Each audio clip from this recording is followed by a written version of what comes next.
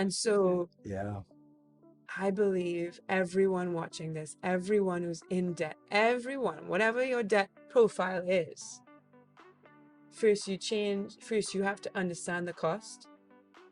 Once you truly understand the cost, you can change your perspective. And then when you change your perspective, it's so much easier to change your habits. It just becomes like, it just flows from there because you no longer stand to do something that's hurting you so much.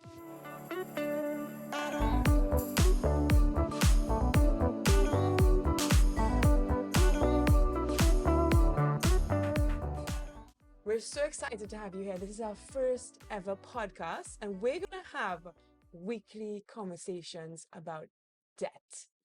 We want to help you guys walk through confidently that journey towards debt freedom. And every week, we're going to address important topics surrounding debt.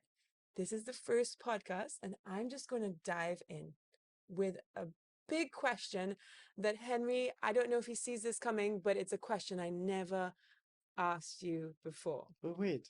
Hi, sweetheart. Hi, How are you? I'm good. I'm You ready? excited. You ready for I this don't know question? if I'm ready, but I let's think you are. let's try. Let's Okay. let's see. What do you got for Well, me? well, when we first got married, Mm-hmm. on the first week or maybe the first month, I realized that we had £10,000 of debt. I didn't know before we got married. Mm-hmm. I don't know where it came from. I just saw it and it kind of shocked me because I didn't grow up knowing about credit cards or wanting a credit card. I grew up in a very modest family that didn't spend what we didn't have. And so that was a shocker to me. But I look back, it's like we're almost married 9 years this month. Well, in this year, right? And I never asked the question, where did that £10,000 of debt come from? How did we get there? How did we get to £10,000 of debt without even Oh my goodness. realizing it? Oh gosh. All right. there are a lot of things to unpack there, and I'm just going to do my best to spitball what are the important things to consider. What, I was 28 years old. I had a pretty good job in consulting, and let's start with what I didn't know. I was never trained to manage money. I didn't understand the concept of a budget. I was never trained on what a credit card was. Mm, I didn't understand, is it a tool? Is it a socioeconomic status indicator thingy? It is a is it a cultural icon? Does it represent a sense of what is a credit card? And the honest truth is because I wasn't properly trained or didn't have an understanding of like how to set a budget, how to use a credit card, how to be responsible with a credit card. The reality was that my first credit card I took out um was actually like a black card. And I tried to get a black card because that was the thing to get. And you get all these perks with a black card. You get like airport lounge access and yeah. miles and all these points and all these things. And this is really embarrassing to admit, but like when I would go out on a date or when I would pay or when I would do something like, and you pull out your black card, maybe I felt a sense of, yeah, like, Important. yes, I have to admit, sentiment. I mean, thinking back on it, I actually was very impressed by that card. It was fully black. It wasn't shiny, but it definitely was was impressive, and it used to get you into us into lounges, airport lounges. And let's be honest, when you're first dating someone, you want to impress them. And I don't think it would be unique to you only to think that way. But as your girlfriend of the time, I definitely was impressed by that, and I realized how that could just feed into to your decision making there. Yeah, and the whole issue, so to answer your question as to how I got in, how we entered marriage with good couple £1,000 in debt. 10,000. Yes, indeed. And it's not that I didn't have the cash in my account. I just loved swiping my credit card. But here's the Mm, kicker. So I would put a flight on it. I used to do mountain climbing at the time, and that was quite expensive. And I would put that entire trip on it, and that would be like a couple thousand US. And it's all well and good up to the point where the billing cycle expires and you mm, need to pay off the balance in full. And that's what a credit card is. It's a loan. It's a high interest loan for most of us. And maybe this is a conversation for another episode about the psychology behind spending or the psychology behind credit cards or impulsive spending. But I always thought, I'm going to be totally honest with you here. I always thought that I could pay off some, not all, what do you some, mean? some. Okay, so this is no, I'm in no way attacking banks here. I'm no way Mm, attacking credit card institutions here, but they're not exactly incentivized to get you to pay off your debt in full mm. every month because credit card the sweet spot for a credit card institution is someone who's regularly carrying a balance every month and can pay that balance. Sorry, and can make a payment. Sorry. They don't want customers that are carrying large balances and can't pay. And they don't want customers that are paying the balance in full. So they kind of want. Well, we're not going to bash anybody, but No, we're not. essentially, you're trying to say that it's easy to fall into that trap where you're using it and not paying it off, which is Yeah. just it's you're just paying money to have credit. Well, it You're paying seemed, like a fee to have that extra spending power. But yeah. the question is, Mhm. yeah, so you would say that you're mostly motivated by like when you went on those climbs. Mhm. So you what was your thinking process around purchasing the climb? Like when you swiped the credit card, what did you think? Because that was expensive. That was expensive in one go. I mean, probably most of that was from the climb. I don't know. Yeah. But what did you think when you paid by the credit card? Did you think, oh, I have to pay this off one day, or did you think I have all this ability to pay, and you were just kind of focused on the fact that you were going to climb a mountain, which is amazing. Yeah. Do you think that like what was your I thinking? think you're getting into deep behavioral psychology here. There's a branch of behavioral psychology called mental accounting. Mm, And it it the theory behind it is that human beings don't have the capacity to consolidate all of their accounts into their brain and make like a considered by decision. consolidate, you mean like put all Yeah, like all my accounts, like including my credit in your card account. brain, just put it all together in a big screen and had it all up. That's exactly it. So so embarrassing. That's okay. When I use You, my credit card, it just seemed like I don't have to touch what's inside my account. Okay, I'm being totally honest with you here. I have real money sitting in my account. Let's say that my trip costed 3,000 US. I have real money sitting in my account. I don't have to touch that because I know if I swipe my debit card, that money comes out immediately. But if I use my credit card, I get to see my money still in my account, and then I'm kicking the can down the and road you and I'll know figure it that, out and later. you kind of have this some sort of security in having a job. So yeah, okay, even if I have to pay it in 10 months, That's exactly it. I'll be able to pay it. And Yeah. you were paying 200, like you were paying a good amount every single month towards that credit card. Yeah. Remember? And Yeah. it was just there, and it was just part of your life Yeah. because you were paying for this ability to have this freedom to spend. But it adds up. And that whole psychology thing, it reminds me of when I first went to university. Well, when I went to university, I played football, right? In university in America. And we're from Trinidad.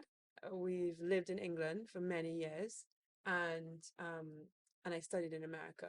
In Trinidad, how I grew up, I didn't grow up with a lot of extra food. So we ate our meal, Mm-hmm. and we didn't have all the snacks in the cupboard. We'd finish our meal, and that was it. I would go in the cupboard, I would open it up, and I'd look around for food, and I'd see nothing. And sometimes I had to mix flour and butter and sugar just to have a snack. When I That's the went to best, though. university in America, Mm-hmm. you've done that before? I still do that. 10 years into Wow. marriage. Anyway, okay, wow, that's why we're married, right? Yeah. But when I went to America, those cafeterias in America, Mm-hmm. okay, let's just be honest, they are insane. And I didn't know if I would eat the next day. So I didn't know if I would have that the next year. I didn't know when I would have this again.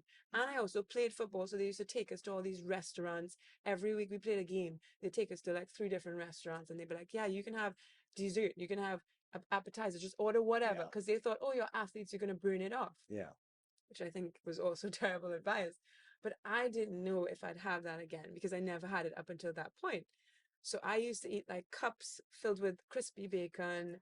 I never got over to the healthy food side. I never even reached to the salad section. It was like pizza. One day, like this, I was going to my physics class and I realized, oh, there's an empty bread bag. Let me fill the empty bread bag with 12 cookies, put it in, and then take it to my physics class and Mm-hmm. eat all 12 while I fall asleep in physics class. Wow. What does this have to do with that? Well, basically, obviously, after doing that, I'm thinking, oh well, I'm just thinking about the fact that I don't know if I'm going to eat the next year. I don't know if I'm going to have this again. I need to eat this now. It tastes so good. And I gained 30 pounds, 50, and then burned off 20. But I gained 30 pounds and I looked completely different. And it took me 10 years to burn that off. 10 years to Yeah. burn off to get rid of the 30 extra pounds that I put on Yeah. because of that I gained it in 3 months. 3 months for 10 years, right? But what was the difference? I tried all these different diets, but what really made the difference was when I started to calorie count, right? So you'd go to the not university, you would go to the shop and you would pick up, say if you're buying a yogurt, you would look at the back and you see how many calories in this yogurt. Or Yeah. I even used to look up how many calories in a carrot, in a banana, in a handful of nuts. So I started to become aware of how many calories was in every single thing that I ate, right? And then when like the switch flipped was when I realized, okay, there was a point where I was trying to lose weight and I was running on the treadmill and I Mm-hmm. was just busting it on the treadmill. Yeah. Just like, hey, I do not like running on a treadmill, but I'm forcing myself to run on the treadmill. And I remember doing this and running really hard and burning like 100 calories after running hard for like 20 minutes, 30 minutes, sweating. And then so I was very aware with how much I burned and how hard it was to burn it off because I really did not like the experience of having to do that.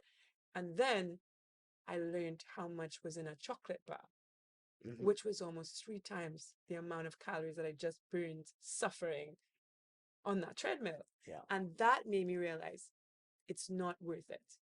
The cost of this chocolate bar is not worth the suffering I have to go through and the stress I have to go through to burn off. Like now I understand. Now I understand the cost of this chocolate bar. I didn't realize I had nothing to compare it to. I didn't see what I was losing, right? Yeah. And when I realized, okay, I am basically completely nullifying all the work I just did.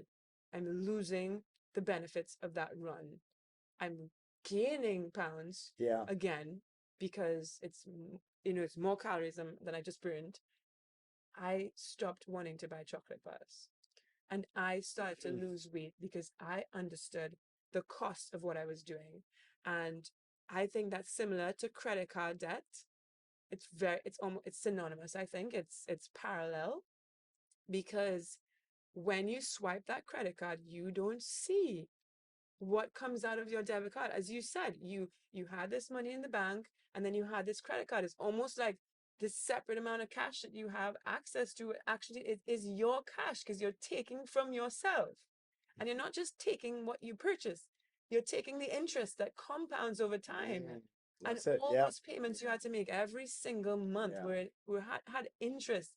And you were paying extra for that item Yeah. that you could have just paid off one time with the money from your account. Or if you couldn't afford it, just say, is this the right time to spend it? Is this, do you even understand? Okay, if you buy something with your credit card and you can't afford it right now, Yeah. how much am I actually paying? What's the real cost What's when you that's consider it. the interest over all those months you're going to leave that payment there, right?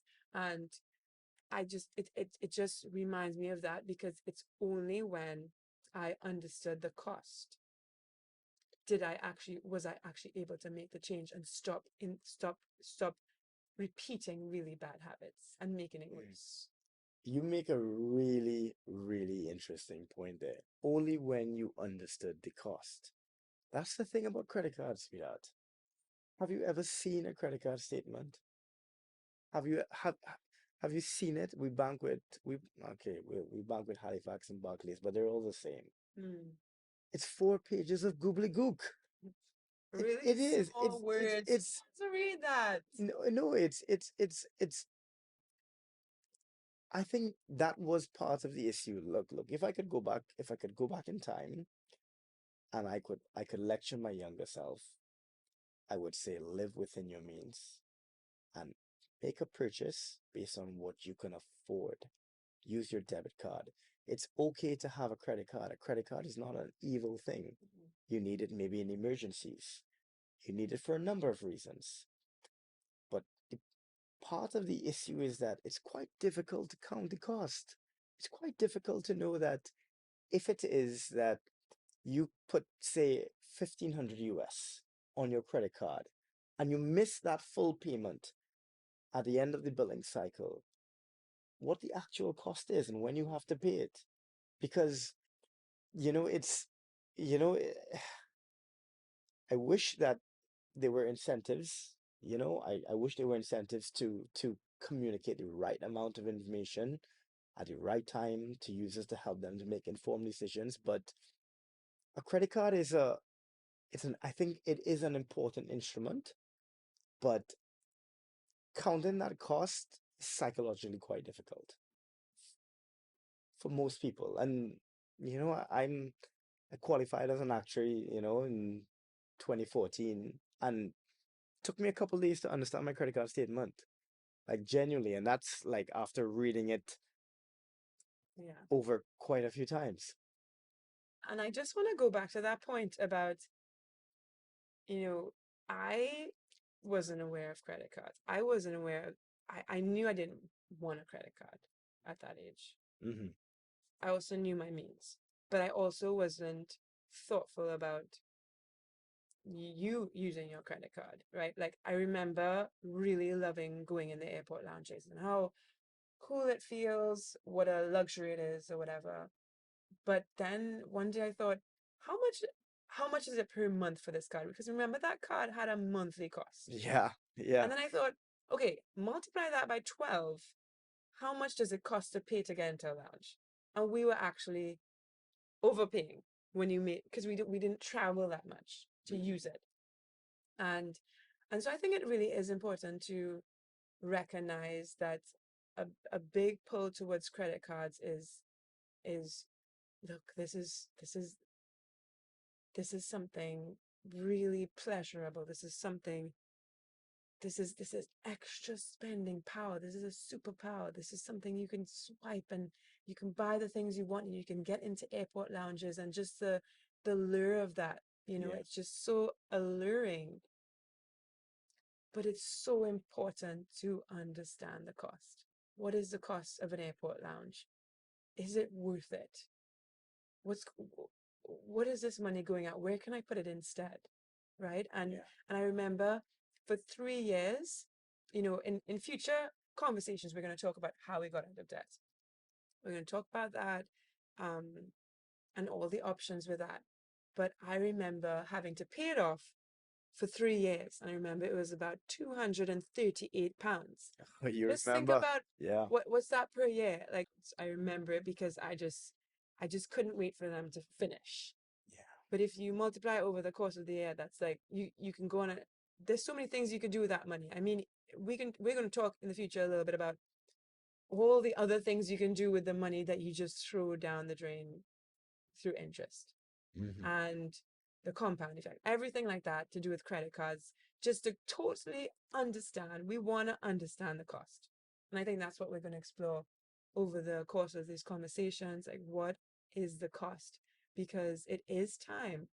After 10 years, I won the battle against my body and against, not my body actually, against my will. Hmm. I was able to change what I wanted, change my perspective, and then change my desires, and then change my habits. So really gonna, And so yeah. I believe everyone watching this, everyone who's in debt, everyone, whatever your debt profile is, first you have to understand the cost. Once you truly understand the cost, you can change your perspective. And then when you change your perspective, it's so much easier to change your habits. It just becomes like it just flows from there because you just no longer stand to do something that's hurting you so much. So yeah, I'm really excited about the conversations we're gonna have in the course of this I know podcast. I admired you. You're so smart. Thanks. And what just to wrap up this podcast, I asked you that question and thank you for your response because we just want our viewers to know, right, that we don't hold anything back. We're not ashamed of where we were. If you want to be ashamed of where you were or even where you are, then you can't go forward. And even though you were 28 years old and you didn't know anything about credit cards and you had a really good job and you were an actor, but you didn't know, even saying that is hard. But there are others like that out there. There are others like that. And so we are just unashamedly just admitting our mistakes because that saying that says, it is better to learn from other people's mistakes than to learn from your own. Yeah, I think that, our goal on this podcast is to be vulnerable, to be honest as well. And you know, we we know there are a lot of people out there struggling with credit card debt. So our goal is to be honest. Our goal is to be vulnerable with our mistakes because I think we understand what it's like to be trapped in debt and have to kind of chew through our chains in a way to get out of debt. And I want to sort of close off maybe with one or two small gold nuggets. I don't know if it's a gold nugget, but it's what I would definitely advise my younger self. If I could go back, if I could go into the time machine and go back to 28-year-old Henry, who was maybe a little bit insecure and maybe just wanted to be accepted by the world, Mm. I would tell him, Henry, it's okay if you didn't spend so much money. I would tell him, Henry, try to save some money. And I would say, if you're going to use your credit card, make sure and pay off the balance in full at the end of the month. I know it's so obvious, but I didn't do it. And I got myself into a lot of debt. And that there are a lot of people out there that are just compounding their debts, and it's becoming more and more unmanageable. But sometimes, like a more mature version of myself would go back and maybe just comfort the less mature version of myself. Hey, you don't have to be super fly. You can you can live within your means. You can learn to work hard. You can learn to save some money. You don't have to spend impulsively. It's okay. She'll still love you if you don't take her to airport lounge Indeed. because that's the test. Well, I know that's Will she true. still love you because after we cut up that credit card, we haven't, we weren't able to go to it. Well, we haven't been in a while, but I still love you more than I did back then. So realizing, yes, that we can live within our means, and there's so much more to unpack there, which we're going to unpack in coming weeks. But just remembering that we got to understand the cost. We have to understand the cost.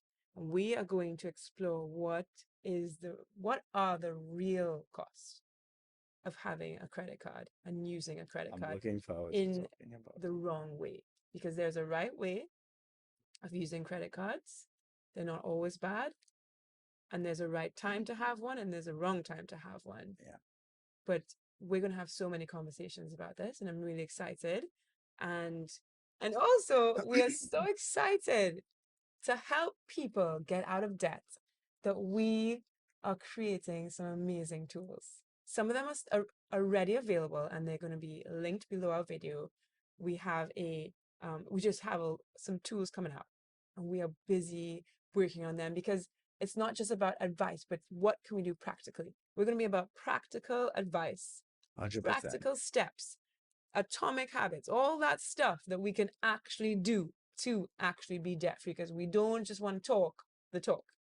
We want millions to be debt free and to have that experience. And some people may be at the start of their journey or in the middle, but we are going to be encouraging you along the way, and we're going to be helping you with tools to do that. So It's going to be come back tools. come back to our next podcast, subscribe so you know when the next one is. Subscribe and like. Comment if you have any questions, because if you have any burning questions about debt, or want any specific advice, we can make our next podcast about that, or one of our next podcasts. We want to hear from you. We want to get to know you. We're building a little big debt freedom community. So we're really excited. So reach out, make a comment, share the video, and please subscribe. Until next time, thank you for listening. Take care. Bye-bye. Yeah. Thank you for listening. If you enjoyed the Debt Freedom Made Doable podcast with Henry and Bianca, make sure you like and subscribe, and check out the description below the video for links to our website, our waitlist, SOA calculator, and more tools to help you on your journey to debt freedom. Again, thank you so much for spending this time with us. We'll see you again at the next episode. Goodbye.